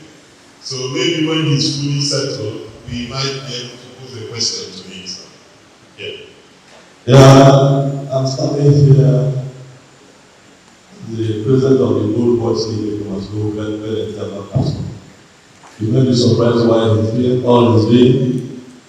That's what the product of India is all about. So I thank you, and we the we are standing behind you. Well, being that I did, I want to align myself with the issue of it's not structural as the program. It is the decadence of the roots of families, the family roots. There's something like families again. Parents don't know what their children are doing for money to live. How many of us are looking into our classroom works at the end of the day? We are left in the hands of mates, house helps, no one else. I go back to what happens in our villages and communities in those days. It was a taboo for somebody to call a policeman against the other. Because the homeowner would cheer because the homeowner will first try the matter to make sure that no person spends the happening money. And there was justice there. Whoever is fault, and I am, and that person. He promotes justice and love. Now, we are saying things are bad in society. Do we have the courage to face it? We have the courage, but if you attempt it, you will be kidnapped the next moment. You will be killed the next moment. The institutions that are supposed to save you, to guide you, the police and the judiciary, are so weak and corrupt. You can't tell that you are going to be appointed to this. You will be told the person who is that, you will be told the next second this person will go. I promise. Therefore, what I'm trying to say is that let's go back to the status quo. When Ijelu it was most sensitive. Ijelu was assigned that whatever comes out of your mouth is related to the truth. Sure. And those that are part of my children, who are there? Those that are building the churches, who are there? I remember about 3-4 years ago, a group of young men came to me for an advice for venture to come to Obodo, and I counseled them that only your transport fare will find you a job, a meaningful thing here in Nigeria. The next year, no person ever talked to me. When they came back to Malaysia, they refused talking to me, and we all know what is happening in Malaysia. Sure. Thank you. Thank you very much. Yes. With regards to structure and servant leadership, I don't think maybe the leader is misunderstood. When somebody says, let's start with structuring, that doesn't mean that the structuring is the end. It's more like a beginning to the process. And when we're talking about restructuring in this regard, it is that as of now, that is probably the best way to produce the servant leadership that we want. The point is, why don't we have servant leaders? We know we have them. Why don't they come up and we just use specifically what happened in Imo State, for instance. Imo State, they know who they wanted to be the governor. That was the making area. Where is the making area today? It's because of the structure that we have now that Imo people can produce the governor that they want. And when people talk about the structure, it is let us have that structure. It's not perfect. That will enable the right servant leadership to emerge. This present structure will never produce that servant leadership unless, yeah, it could happen, but that will be by law, but not by person. Thank you very much. Thank you. Thank you very much, sir. Your last question, which everybody is trying to respond to, is a very important one. That's why I asked for the mic, because we're trying to make this conversation to be something that will yield a result at the end of the day and not just a talk show, by asking how do we identify and project servant leaders and possibly occupy positions of leadership. If we really want to pursue and achieve that, it's a bit of a Herculean task, but it is possible. And I say it's a Herculean task because of so many reasons. Number one is the rot in the country that has gotten us to where we are. It has taken so many years, and it also needs many years of projects to be able to get that stuff. The structure of Nigeria is also another major issue. And more than all of that is there's a deliberate attempt from the people who are benefiting from the way things are to ensure that things do not change. And that has put so many fears in people's lives that nobody wants to talk about revolution. And then there's also the spirit of patriotism. So when you look at all of this, what we need to do is what everybody talks about we should do in sports. Every year we go to World Cup and we don't really do well. And people tell us that we always apply a 5-brigade approach. Can we plan for winning the World Cup in 20 years? Beginning now, what do we need to do that other countries do? They have football academies and they train people who win football and they World Cup for them in 20 years. So can we talk about a deliberate attempt? Somebody talked about the bit where we have leadership academies, people are sent there, where we support and contribute to institutions who are trying to raise leaders. Someone talked about some books, Mark Blackboard, and put people in a place where you expose them to what leadership is about. Sure. Not of people who become governor tomorrow, but you're looking at people who will have 10 years, 15, 20 years to come and salvage this country. When we do that, we'll be able to identify some servant leaders and position them and things will get better. Excellent, thank you very much. 1 minute, because we're really getting to the end of the day. Maazị Ijelu Bismarck wow. I think the social problem is on two levels. Ada yang kuat boleh dimana? Kalau mereka yang kuat, kita berada di untuk dari mana? As we make the way we mana Nigeria, main good. Apa yang berbuat dari jalan atau tidak? Apakah awak siapa? Awak masih? Nah, kalau berai, dulu, ini hanya ada apa yang semua orang kami. Nah, kalau itu apa? Maka kalau buku ini dulu, mana Yusuf tak jauh berada hati. Dia ni saya itu bukan government bisa. Besok itu ada apa? Government. Ini aku rumah mana? Apa nak ada lagi? Tubuh dia orang sekarang. Orang saya tak perlu buat dua. Kalau tu betul di Jawa, ada rumah. Today we have a road system in place. In Nigeria, we just have to mana udah sekitar, ada apa? Makanya kembu, udah surat ada apa? So, asal question. Certainly, is the best step to take us to where I want to be. How do I have to rush over there? Can't do things the wrong way. I want to get right results. Thank you. For instance, the studio, for instance, if this one is instructor, then the boss from Abuja, down here, then I go. Then I look at we all belong to a town here. For instance, in my town here, if somebody embezzles the one that is made with these notes, they can come to a place and place sanctions on you. Let's not look at how this works before the war. How will many people do those places? People are there. So I'm saying, if this country is instructed, it will now take the bus centers instead of Abuja, so that somebody in NKATA standing where they are doing the borehole and village. At least it will be easier if the part of the case here at home. Because, of course, we wish like wow, and what it is, I'm also Thank you very much. Thank you. Point is that we the Igbos, we have a cultural background, which of course is very different from others, which are influencing us negatively. After all, in Igbo land, before it years integrity will be there.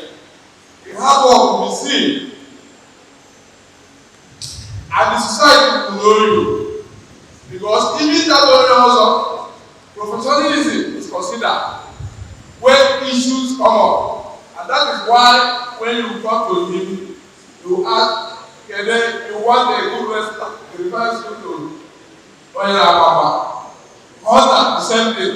But now, that's why I'm happy in creating a body like Kadumi, where we generate ideas. And on an end, where we can concretely, without exposing ourselves, talk issues and make selections in due course. The problem is cascading down to the towns and local government. Therefore, before we do anything, these are the factors we consider. Why we consider? Excuse me, this is the issue we are here for. I'm not here for any other thing. Because and if you can't gather this idea, this is the idea generating this. You have to make time for thought. So, what we have to do is creating the pocket of such organization and making sure that in your selection of the groups and leaders, for you to get that servant leader, number one, how do we discuss and withdraw money influence? Number two, how do we discuss and withdraw God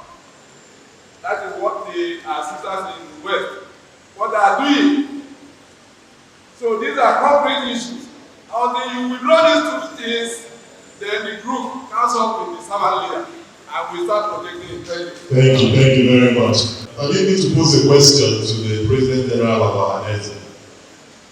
One of the issues that's come out in our discussion of servant leadership is that restructuring is a gateway to ensuring that we get servant leaders in the Southeast.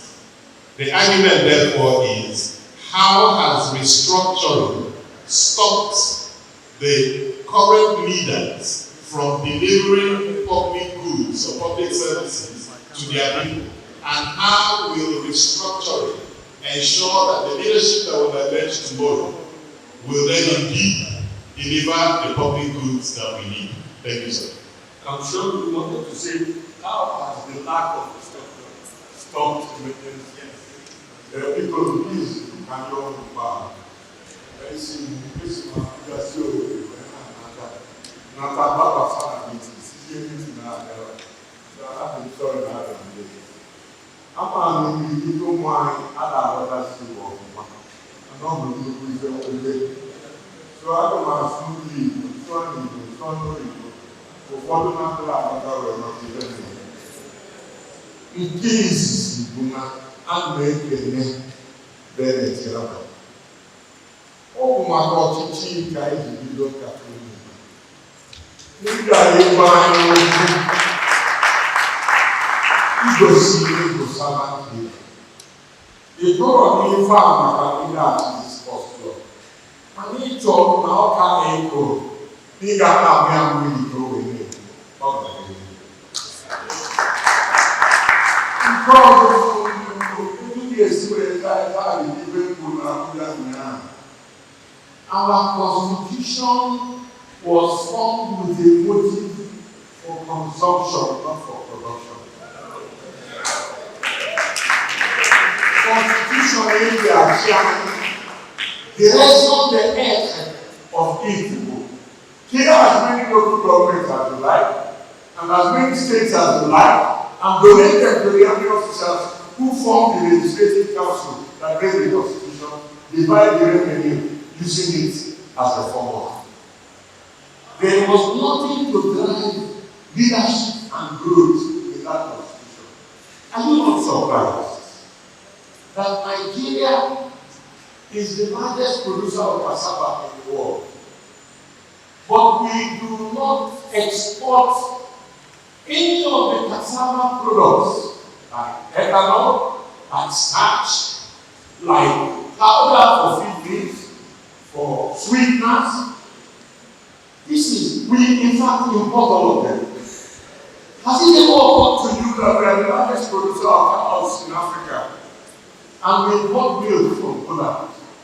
How many of our cows are bred for milk? In fact, the Mutulu type that we used to see in Poland when we were children is going into extinction. And we are I had a meeting with all vice chancellors of people universities last week, with a view to pioneering a research, and our people in diaspora are ready to help to ensure that by the time the young people there are my age, we won't need to bring cows from the north to eat. Now, are you not surprised that we are the second largest producer of tomato in Africa, but we are the largest importer of tomato in the world? Are you not surprised that we are the sixth largest producer of crude oil in the world, but we cannot produce enough petrol for local consumption, and we import them, not only do we import them, we bring trillions of naira as subsidy to make them affordable for us. And yet, half of what we import is taken away by our neighboring countries because our security is porous, and because the vested interests in our country are benefiting from the small people. So why is this going on? It's going on because we abandoned a model that was working for us and put a one that is not working for us.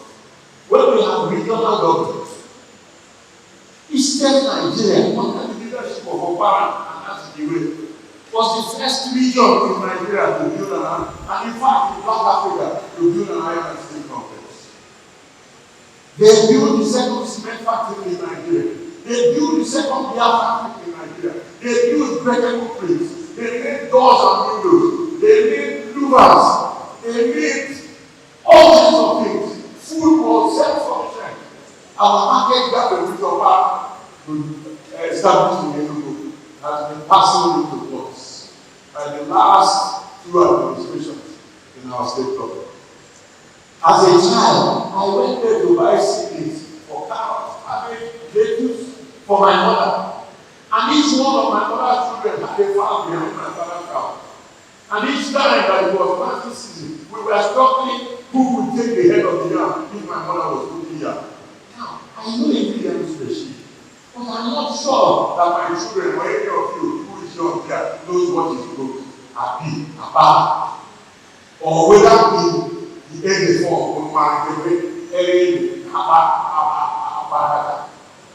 so, you know, our draining from a system of government that works and recognize journeys. Does it surprise you that Ijelu went to a primary school in Obodo and so the secret in the place? And Aquila went to a primary school in Obodo. There was no school for the rich man's son and another school for the poor man's son.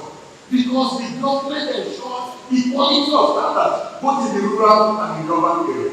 I went to the same primary school with the junior brother of my father's driver, Peter Ijelu. His father was James. Peter retired as the permanent secretary in this state.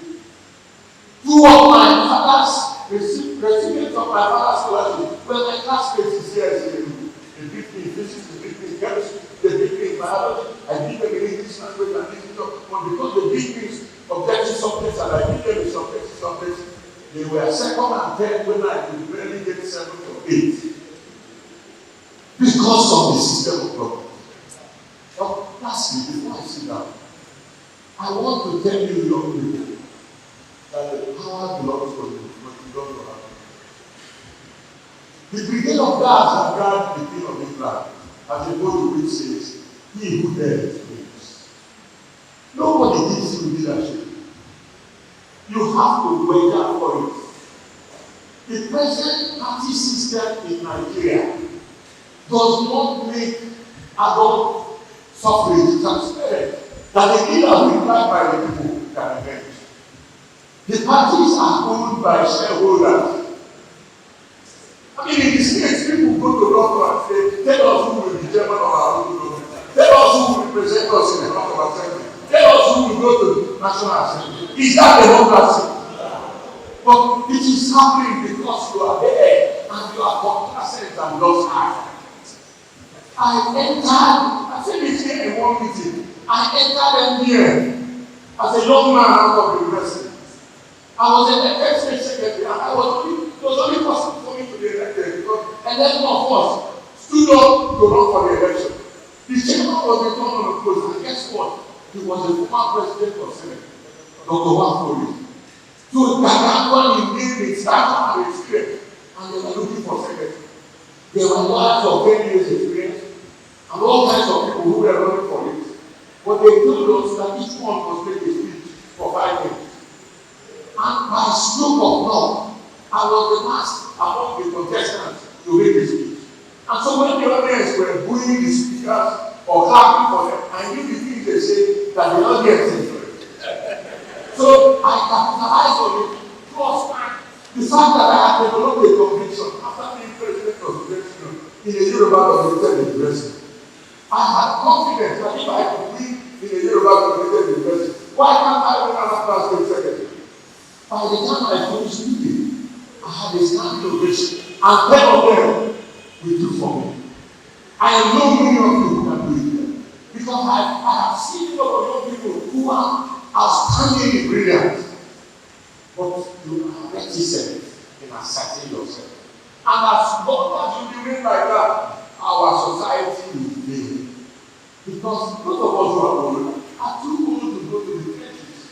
It is your turn to go to the trenches and change their body.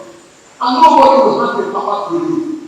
You have to seize the mantle by organizing yourself responsibly, entering existing political parties in numbers and seizing the agenda and changing it so that we are not just talking about restructuring, will make it come earlier than we expected. Thank you. Very much, sir.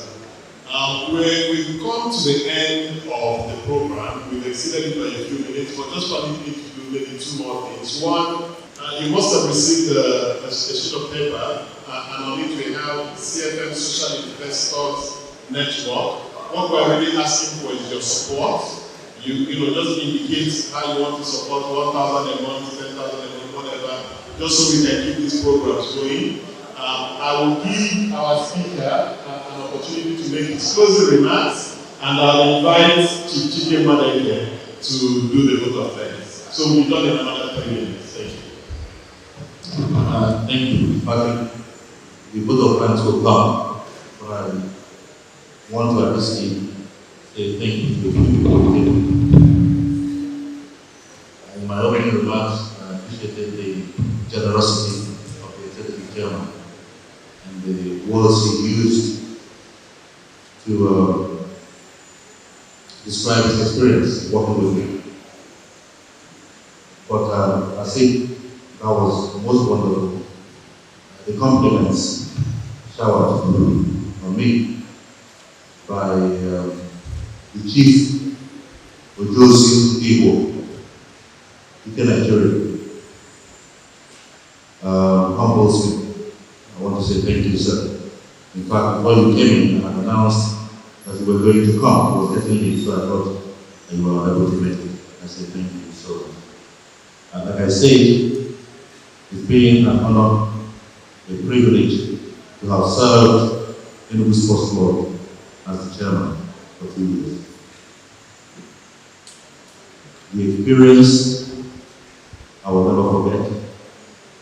My gratitude to members will forever know no bounds. Ụmụnne ga-abụ ka anyị chọba ndị Igbo, ka anyị chọba ndị ga-ejere anyị ozi. Na-ekele ndị na-ejere anyị ozi dịka maka na ọrụ ha na-akpọ ọrụ mgbada uwe ọrụ akwụkwọ ọsọ mkparị ka ha na-ebute. Mkparị ọmụ ndị okenye, mkparị ọmụ nwanyị, mana ya na-agbapụ. So to our President General, I'm so grateful you're here. To other trustees, I can't remember the last time Professor Batogolo came here to Ijelu, but because he was a former chairman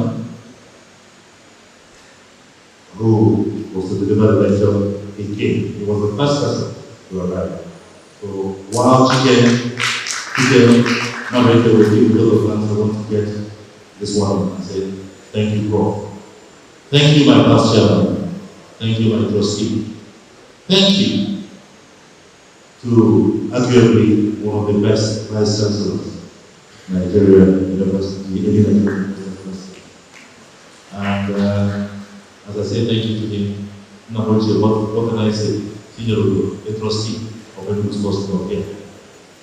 I'm not happy with you, Ijelu, because every morning we've been dealing with you, and I have to say this in front of people, and I will bear witness to that, but I'm so grateful. People, let me, for want of or risk of overstaying my welcome, I'll thank the center for the work they've done. I'll thank the center for helping us to actualize institutionalizing a distinguished lecture series here in Enugu Sports Club. Thank you very much. Chief Madeke, Chairman, Urban Radio, Enugu, and a key supporter and partner of this journey. How about you?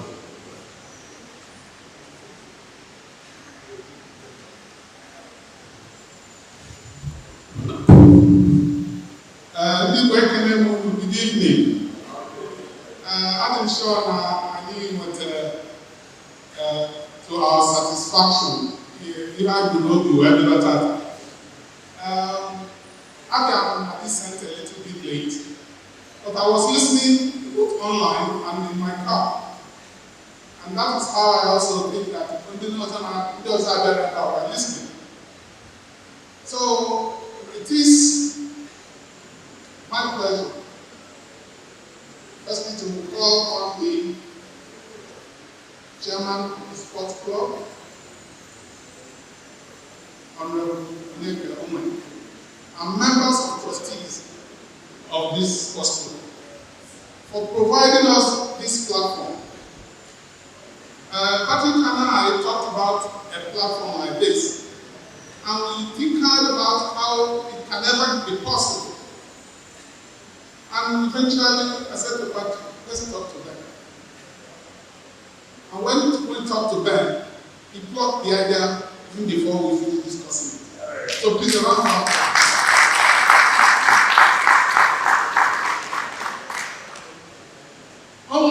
Ndị imeli Igbo ife na-agụ agụ and Ben is one of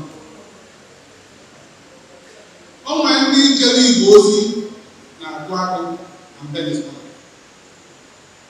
And it is also at this point that I recognize the presence of the President General, NKATA, the number one servant leader in the government as at today. Ikuke, no. And like you will say, Ijelu, welcome back to Enugu. Distinguished ladies and gentlemen, we will always want to have this or fuller than this. Because, like Loretta, who was next to me, would always say, people can do more than this. They can take the thing by their hand, by themselves. Yes, we can. We can develop an Igbo if we take the decision to develop an Igbo. And when you talk about the structuring, for me, the first thing about the structuring is we see fact. It doesn't go from the center. That is the number one restructuring. Onye nwe code, ya bụ code weta ego, o weta tax, ya nye center. Onye nwe limestone, ya mee cement, o mechara cement. Ya weta tax, onye center. Onye nwe gas, ya bụ gas ya, o weta tax, onye the center. So the center will be lean.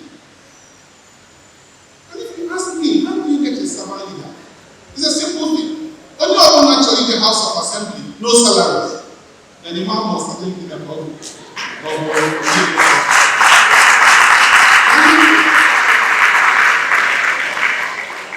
it's not easy.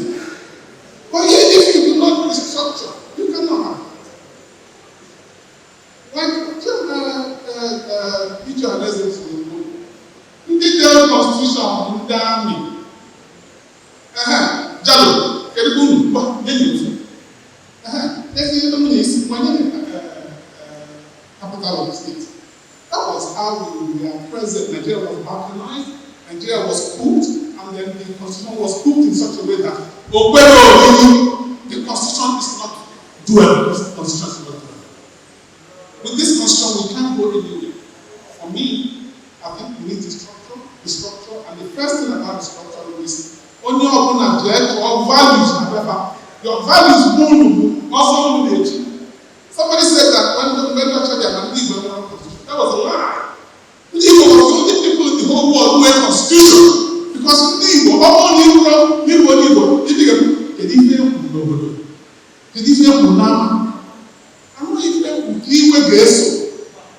does not say what happens. But Igbo toes the line of the people. So I also recognize another servant leader as said here, my friend, Prof, you're welcome back, and I'm happy you're well again. No. Distinguished ladies and gentlemen, I need much more than this. Center for Memories, and Patrick, every month, it's going to boss, or it's going to play with and the whole entire members of your team. It's easy. But you're doing it for me. So I'm not just a servant leader. distinguished ladies and gentlemen, thank you very much for finding the time to come. Next month, first Friday, we'll be here together. Thank you very much.